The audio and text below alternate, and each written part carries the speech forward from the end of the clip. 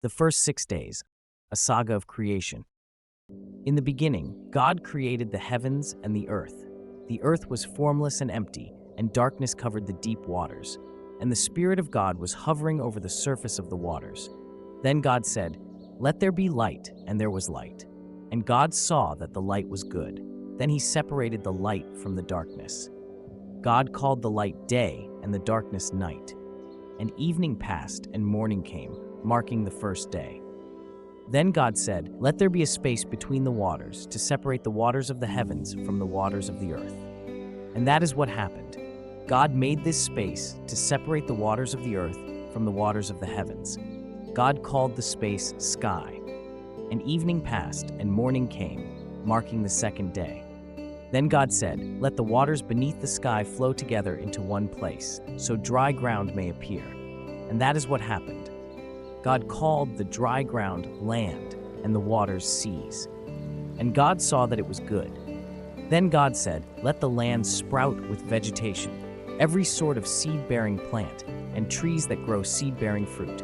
These seeds will then produce the kinds of plants and trees from which they came." And that is what happened. The land produced vegetation, all sorts of seed-bearing plants, and trees with seed-bearing fruit. Their seeds produced plants and trees of the same kind. And God saw that it was good. And evening passed and morning came, marking the third day. Then God said, "Let lights appear in the sky to separate the day from the night. Let them be signs to mark the seasons, days, and years.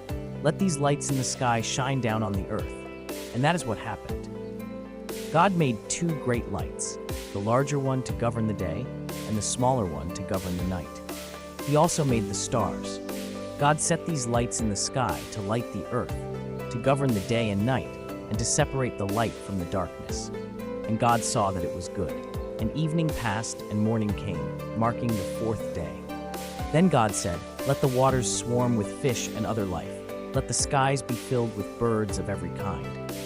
So God created great sea creatures and every living thing that scurries and swarms in the water, and every sort of bird, each producing offspring of the same kind. And God saw that it was good. Then God blessed them, saying, "Be fruitful and multiply. Let the fish fill the seas, and let the birds multiply on the earth." And evening passed, and morning came, marking the fifth day. Then God said, "Let the earth produce every sort of animal, each producing offspring of the same kind, livestock, small animals that scurry along the ground, and wild animals." And that is what happened. God made all sorts of wild animals, livestock, and small animals, each able to produce offspring of the same kind. And God saw that it was good. Then God said, "Let us make human beings in our image, to be like us. They will reign over the fish in the sea, the birds in the sky, the livestock, all the wild animals on the earth, and the small animals that scurry along the ground." So God created human beings in his own image. In the image of God he created them. Male and female he created them. Then God blessed them and said, "Be fruitful and multiply. Fill the earth and govern it. Reign over the fish in the sea, the birds in the sky, and all the animals that scurry along the ground."